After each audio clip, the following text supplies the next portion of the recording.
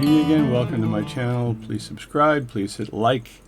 And it's the morning. It's a Sunday morning. I'm just looking down at my watch here, and it is keeping perfect time. I looked down and said, "Okay, is it running well?" Well, if it's anything, it's slow by a minute, which is pretty reasonable without having to time it. So I didn't time it. I just sped it up a bit or slowed it down. I can't remember what I did, but I did something to it. So as you recall, for this particular movement, I had to burnish the hands. I had to get the hands to actually fit on the hour hand and on the cannon pinion, and I had to burnish these hands to do that properly. And I did that, and you saw it in the previous video how that's done. Plus I also found the perfect seconds hand, and then I had to burnish that to get that pipe to fit onto the pivot. So that's the watch ticking away there. So it hasn't been wound since yesterday sometime. It's a very old watch. So I've got to put on, I'm going to case it this morning, even though I may case it and then recase it. I think it still might have an issue with respect to winding, and it has to do with the stem depth. So we'll have a look at that, and we'll see if we can fix that. I just love this case. I know I've never seen one like it. Maybe I've hundreds of pocket watches I've repaired and worked on. I just love this case. Kind of the case back kind of is integrated into the outer rim of the case here. You see that it's normally you get in a watch, a pocket watch, just grab this other pocket watch that is actually running really well too. This is the morning again, and it's perfect, keeping absolutely perfect time. We'll give it a little bit of a wind. This is the one where I did the 5-piece repair on this. So you saw 5 videos made on this watch, and just by luck alone I found the right seconds hand to go into this watch. So there it is. So that's done. So the gentleman who owns this watch can look at this video and go, "Hey, my watch is now working." But if you look at the case here, this is your normal screw-on case here, and you look at the difference between the two. This is kind of classy as heck, right? And plus it's got a couple of deer on the back, which is adds to it, adds to the aesthetics of the watch. Then the watch actually, as I showed you yesterday, if I reach over here and take off the watch paper, the crystal is now glued onto the watch. So I'll install this crystal, and as I install the crystal, look at that, this thing of beauty. Yeah, that fit in so perfectly. It was amazing. So as I install the crystal, I'll do a little bit of a cleanup on the edges here in case there's anything left over, and any GS cement left over for the crystal. But this crystal then just goes right on the top like that, and I believe there's enough real estate in between the inside of the crystal and the hands that it's not going to interfere with the hands working, right? The only thing I have here that could be a problem, and I don't know yet, is the stem here. And what happens is when you push in like this, it winds the watch, right? And when you pull out like this, it relieves that watch from the tension, which enables you to set the time. So that's the two things it does, right? So so I have to put this watch in, install it back into the movement. It would go in upside down like this, right?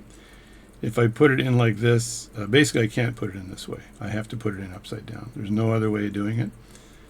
So let's try that out.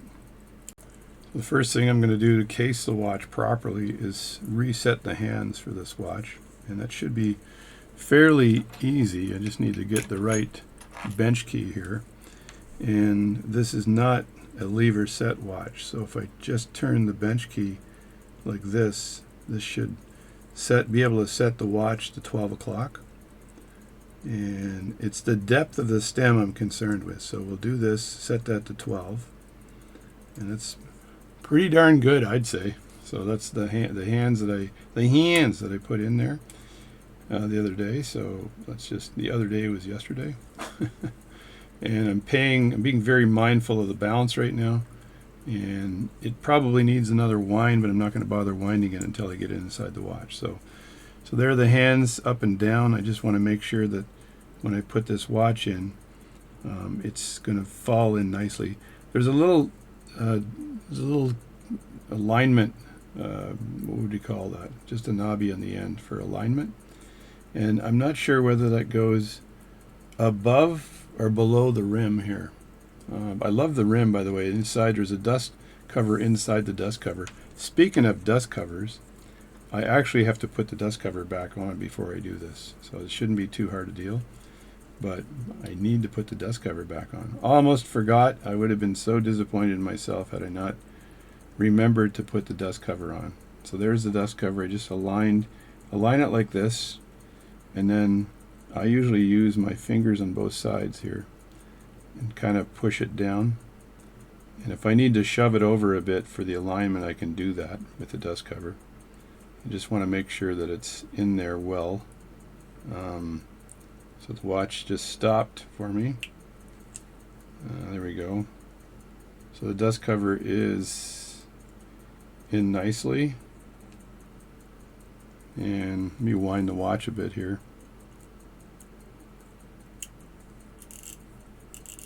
Get this thing ticking better. It's kind of at the end of its wind. This watch here you'd have to wind at least once a day, I think. I could put a brand new mainspring in here, but I'm not sure if it would do much better than it's doing right now. So there we go. That's wound. It took me exactly a minute to do this. So I just take the hands here and move them back a bit. Try to keep my fingers away from the seconds hand, and typically just rest the watch like that on my hand. And then this part, this has to be pulled out. The crown needs to be pulled out, which it is right now. And then I can move this in now. I don't, again, this here should probably be on the inside rim of this watch, but I just don't know. Yeah, I'd say it should be, but I'm not sure. It's sticking out pretty far, so maybe it isn't going to fit in the inside rim. So I would just do this like that. Turn the crown a bit until you feel the watch is finding home, like that. And then you need to do this. Just sort of spill it over. Now this little jobby doohickey is on the outside. There's no way that can be on the inside. It just wouldn't work on the inside. And now I got a couple of screws I need to put in, to place this in properly.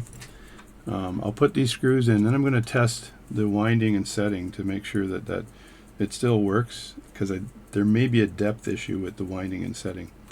So I'll put the screw in the back first, and let me get my screwdriver here. Pick a bigger screwdriver. Here I've got the green screwdriver to do this, and I'm leaning it away from the balance in case I slip, and that should protect the balance ever so slightly. That's nice. And that's in case you slip while you're installing these screws. The screwdriver doesn't fall towards the balance. So again, I don't know whether this will be the right depth of the leaning it just slightly, and I don't know whether this is going to be the right depth of the stem. That's the tricky part here, and if it isn't the right depth, I can adjust the stem depth. It's not something I've never done before, so we'll just get it in here nicely like that.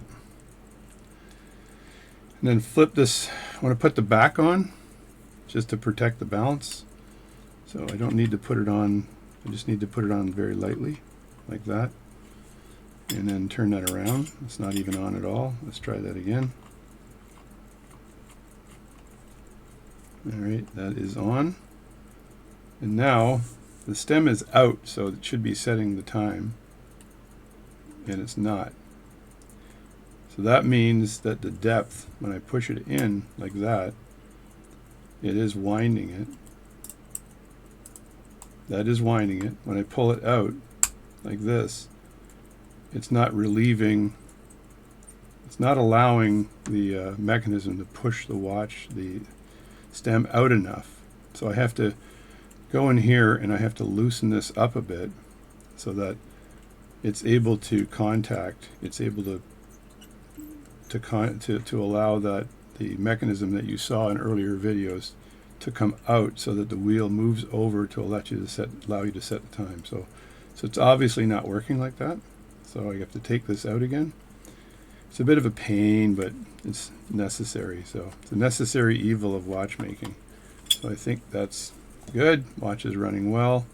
Put my fingers on either side, avoid the seconds hand when I'm doing that, and just reverse the process.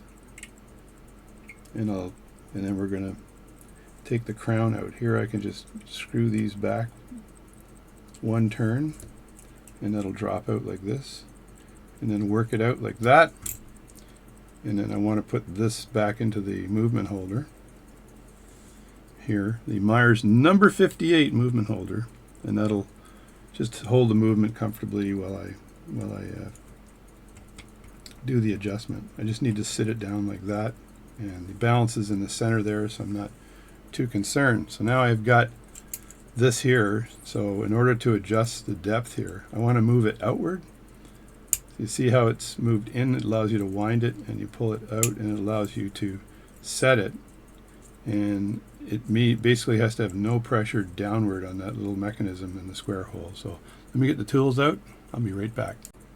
All right, the first trick here is just to remove the crown. So you take a pair of pliers here and grab the stem tightly like this, and then you're going to just unscrew the crown. Now hopefully this crown is unscrewable, and it is. That's nice. So you just grab it and then do counterclockwise, and you're unscrewing the crown. Put that aside. So now you've got the crown. That's the crown right there, or the mechanism. And if you look here, there's a couple of gouges there. So what I want to do is I want to move this outward. So this should be counterclockwise to move it out. So I've got some tools here to let me do that. These are the tools here. I actually have one box with two sets. These ones seem like they're a little bit bigger, so I'll find the right one to fit this particular watch. So it's kind of a trial and error. You kind of look at it like that.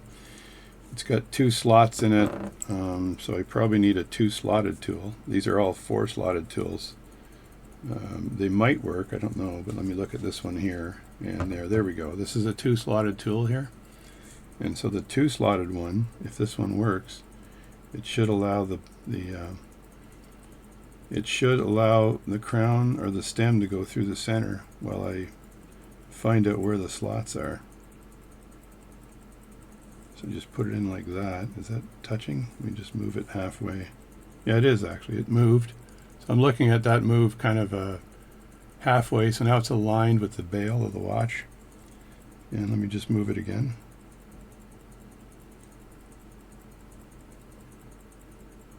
There we go. So now I've done a full, I think it's one more than 360 that I did. So the crown depth is not as extreme as it was before. And now I can put tighten the crown again. So I just want to put that in like that. I'm not going to tighten it really hard because I may have to do this again, but I'll grab the stem again and just tighten this crown down.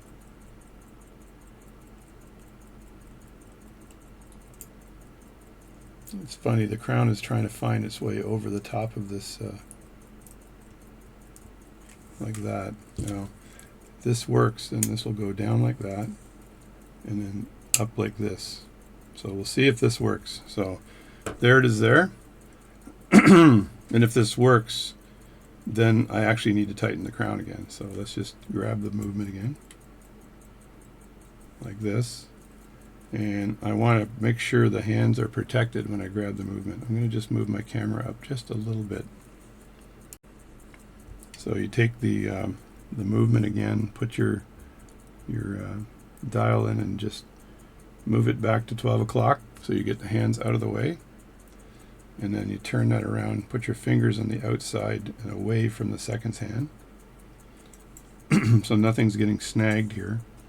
And I should be able, I pulled the crown out already, so should be able to just drop this watch in place. Turn this a bit, like so, until it finds home. And once it's found home, I should be able to just drop this in. Come on. It's playing bugger for me. There we go. So I drop that in place like that. And now I've got to take these screws and screw them in. So I'll just back this one off just a bit.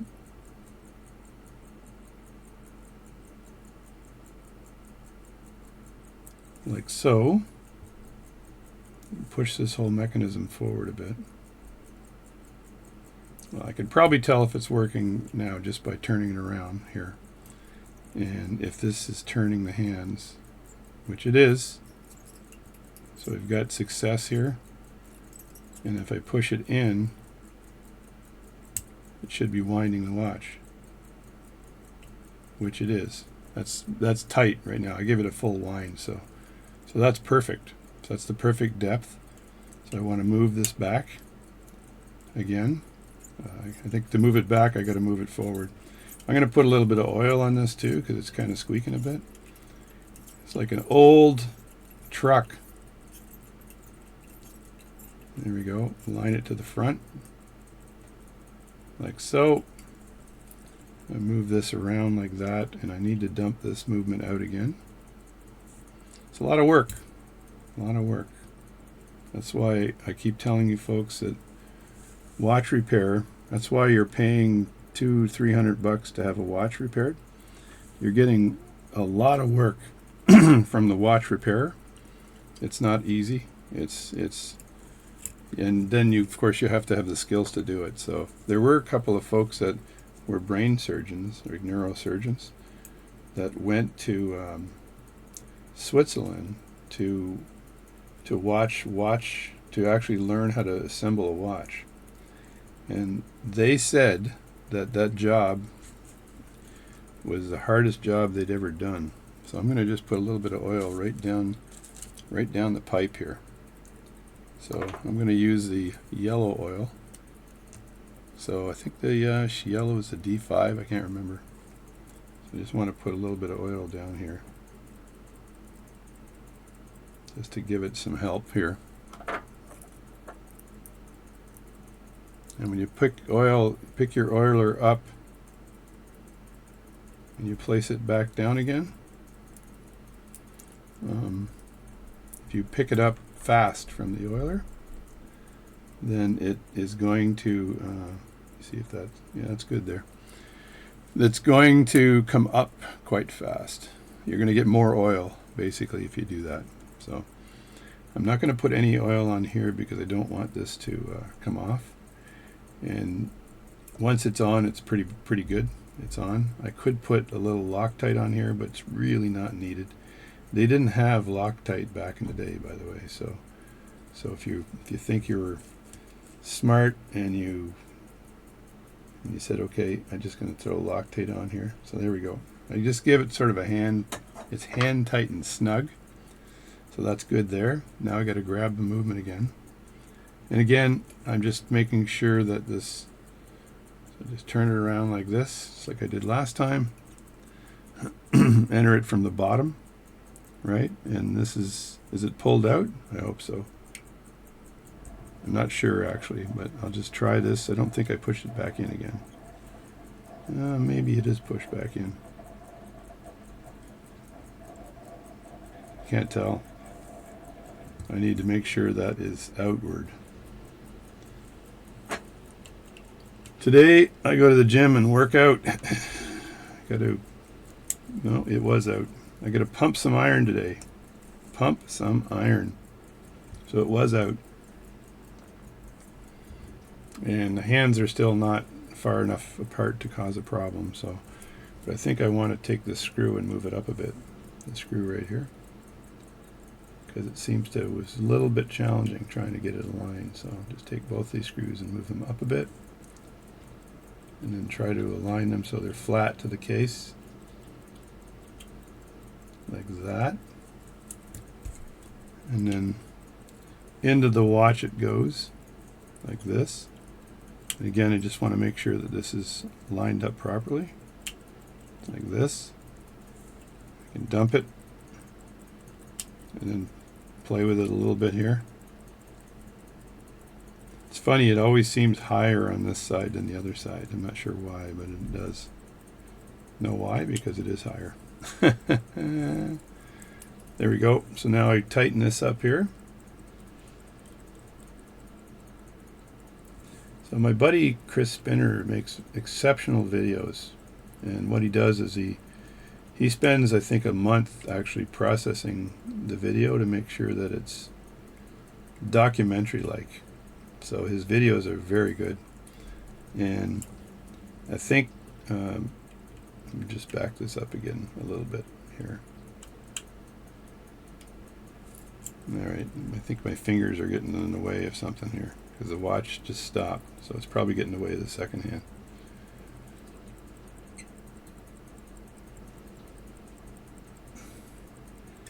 It went too far on this side here, which is causing me issues. So now I basically can't put it in, so I got to take this one out.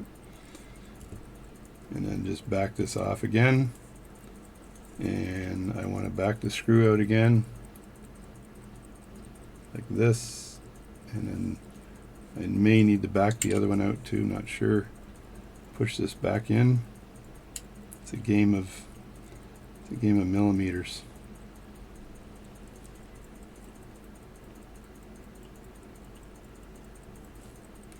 Yeah, might need to do that. It's a bit tricky because I just basically should have unscrewed both of these a bit, right?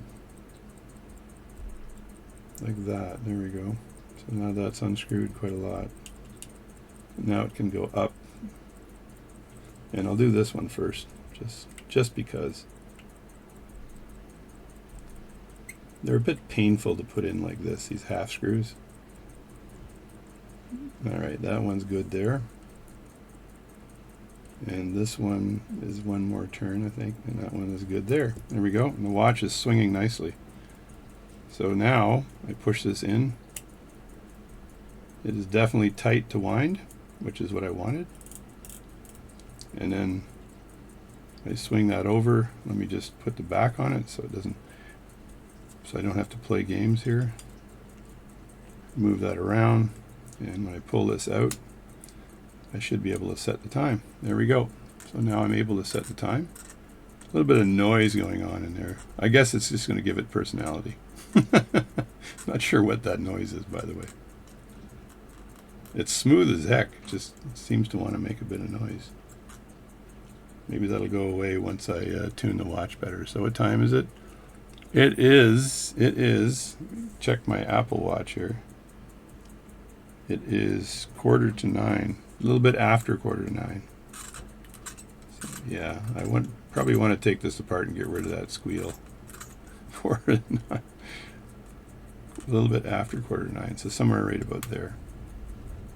That's a weird sound, by the way. It sounds like some plastic thing going on.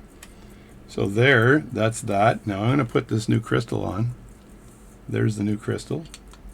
And you got to make sure it's clearing the watch hands. So this is a little bit of hoping here that I don't have a problem. But before I do that, I just want to turn this around like this and pull this off. And I want to polish the inside of the case just a bit, right? So I'll just rest this now. I can rest this on its face and get out my polish. Now to polish the inside here, I use a product called Peek. P-E-E-K. You can buy this at your local hardware store. I find this works exceptionally well, and you just have to put a little bit on because this will remove gold from your watch. So you want to make sure you only put a little bit on there. Also, you want to wear gloves for this. This stuff can be fairly corrosive, so you don't want to use this without gloves on. I've got an old rag here, so I'll just put a little dab of this stuff like that on the rag. And then I'm going to take this dabadooya here, and I'm going to go on the inside of this watch, and I'm just going to dab it just a little bit, like that. And then I'm going to find another area of this rag. I'm going to leave this peak where it is here, because I'm going to use that later, but I'm going to find another area of this rag, and I'm going to go in circles here. And this will absolutely get rid of any scuffs and marks and stuff and polish the crap out of the inside of this. So, and you'll see it turning blackish as it gets rid of the corrosion, the surface corrosion on this watch. And once I've done it on this side, I can just let it sit and dry. I can also do it on this side, right, and basically shine the back part of this watch up. And you don't want too much of this because it will remove a little tiny bit of gold right? And you don't want that to happen, right? So then I can put this on like this, and I can actually polish the edges of the watch. I should put this all the way on, be a good boy here, but like that, because I'm going to continue polishing it in a second. And I'm going to flip to that other piece of peak I had on here, the peak piece, and I'm just going to dab around here. There's a little bit of material missing from the bottom, so you don't want to use too much of this, right? So there we go. And I'll just start polishing the edges here. And I think I can neutralize this with alcohol, but I'm not sure. Or maybe use lighter fluid to neutralize it. So I don't know what lighter fluid and peak do together, but I'm, like, again, very pleased with what lighter fluid will do to make this watch look good. I'm going to keep the peak away from the actual bezel, because it could loosen the glue on the bezel. So there, that's done now. And now I want to get a different cloth to do the final polish. Alright, I got a cleaner cloth out here, so the first thing I'm going to do is the back. And just get rid of that peak. You can actually see it shining up nicely here, right? This is going to look very good. A little bit of elbow grease. There's still some vintage scratches on this watch that you're just going to have to leave there. And then if you do the sides here, you can see it. Let me see, look at that. That is gorgeous. That's polishing up nicely with peak. So when I do work on watches, I actually ask the owner, do you want your watch polished, yes or no? Because some folks think that the vintage look looks much better than a polished look for a pocket watch. And some folks really want it polished. They don't want to fart around with vintage look. They just want the thing to look really good. So Peak does a great job spreading this around. And so now that I've got the sides nice and polished, I'm going to take the back off again. Wait till I hear it. There we go. Push this aside. And I've got the back nice now that you saw me do the inside. So now I'm going to polish the inside of the watch here. And we'll see if we can get this to a nice gloss.